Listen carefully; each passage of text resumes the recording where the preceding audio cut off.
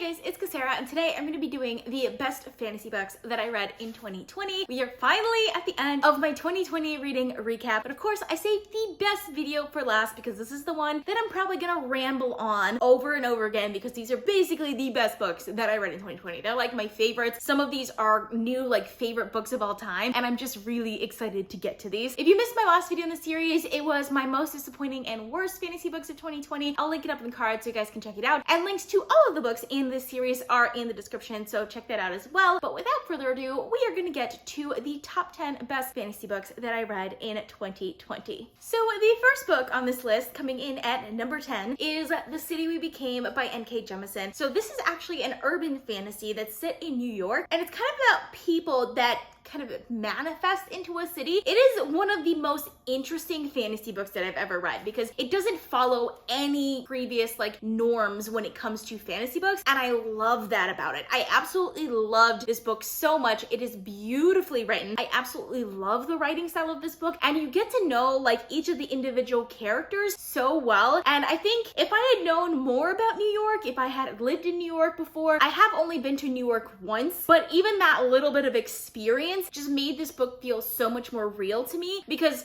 each of like the different characters represent a part of New York, and their characterizations just work really well to like personify like those parts of New York. I'm so excited to see what more Jemisin brings to the series because this is the first book in a series, but it really felt like it could stand alone on its own. I actually read the prequel to this as well, which was really good. I still don't think it was as good as The City We Became. This was just absolutely phenomenal. I enjoyed every second of this book, and it was just something that was just so unique and so original that it's the type of book that I feel like everyone should read at least once in their life. So the next book I want to talk about is The Rage of Dragons by Evan Winter. I went into this book with zero expectations. I have like literally no expectations with this book. I just decided to read it because it was a book that was recommended to me, and holy crap, this book was so good. I loved every second of it. So this book is following our main character Tao, who something really traumatic happens to him at the beginning of this book. He basically goes on this epic revenge story after that. It's kind of gladiator style, which I absolutely loved. There's tons and tons of action in here, maybe even a little too much action for me, but it worked really well because it all led back to just this emotional trauma that he had at the beginning of the book that worked really, really well for me, and I absolutely loved it. But what made this book so great was the ending. I absolutely loved the ending of this book so much, and it made me just really want to read the next book in the series. This was just such a fantastic African-inspired fantasy novel that kept me on the edge of my seat the entire time. I loved every second of this, and I cannot wait to finally get to the sequel to this book because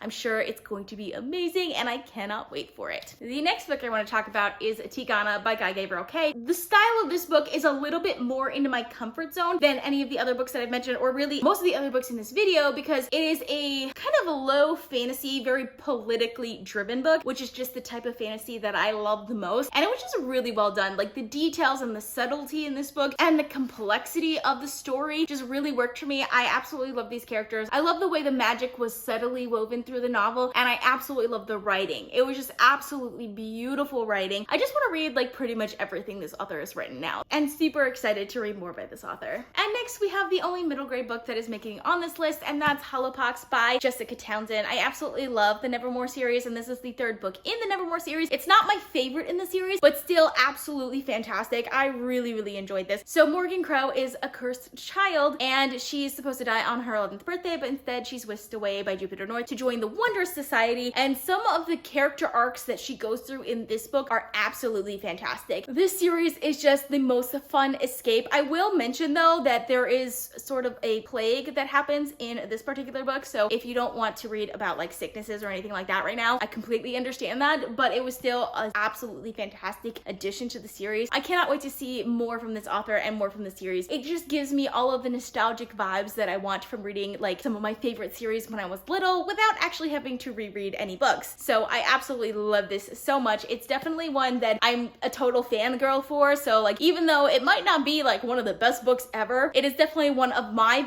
favorite books of all time, and I absolutely adore this series. The next book I'd like to talk about is Dead House Gates by Steven Erikson. So this is the second book in the Malazan Book of the Fallen series, and this is not an easy series to read. Let me just tell you that. It is one of the more difficult fantasy series to read because you don't really know anything about this world. You're kind of just thrown into it and you have to figure out what's going on. That didn't fully work for me in the first book. Like, I enjoyed the first book, don't get me wrong, I enjoyed it, but it was difficult for me to get into it. This book though, I really, really enjoyed. I think part of the reason why I enjoyed this book so much is because I got a little bit more into the characters than I had previously gotten into in the first book, especially one character, Felicen, which I feel like a lot of other people who read this series like hates her, but I absolutely loved her so much in the series. Like, I loved her so much. This series is just so epic. It is just so epic in scale, in like the way the magic works, in the way the world is, like everything about the series is epic. And I can't wait to read the rest of the series. I'm definitely taking it slow, like really, really slow, because I know it'll take me a while to read and digest, but I feel like it's better to take it slow and really enjoy it like I did with this one, rather than trying to rush it. This book is absolutely fantastic. The way it ends is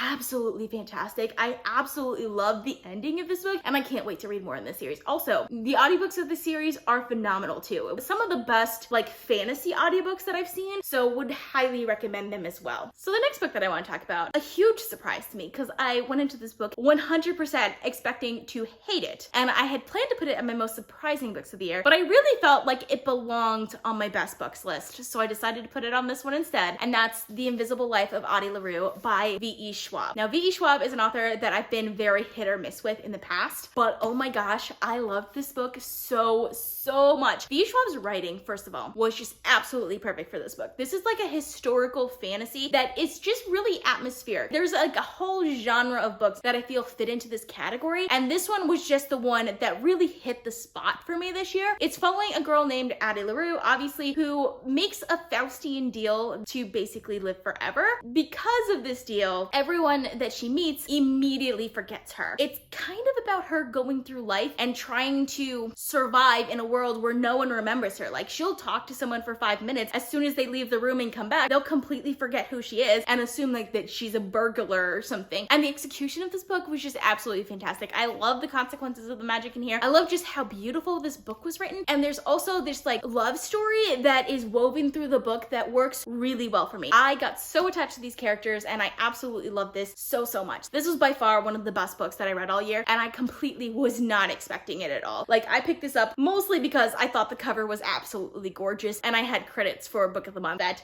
I needed to use, so I decided to pick it up, and I'm so happy that I did. So now we're getting into new favorites of all time for me. The first one I have to talk about is The Greenbone Saga by Fonda Lee, which includes Jade City and Jade War. Oh my gosh, I don't even know where to begin with this because I absolutely love this so much. This is an Asian-inspired urban fantasy, which again, urban fantasy is not really my thing, but it just works for me so much in this book, especially the family dynamics, because this is kind of sold as like a mafia book, which I don't think I like that terminology when talking about these books, because really it feels like a modern grimdark fantasy novel would feel, because it has kind of these clans that have greenbone magic. So they live on this island, and the people who are from this island, if they wear jade, they gain powers from that, and then families with more jade and have trained more are more powerful than other ones, and just the family dynamics in here work so well for me. I got so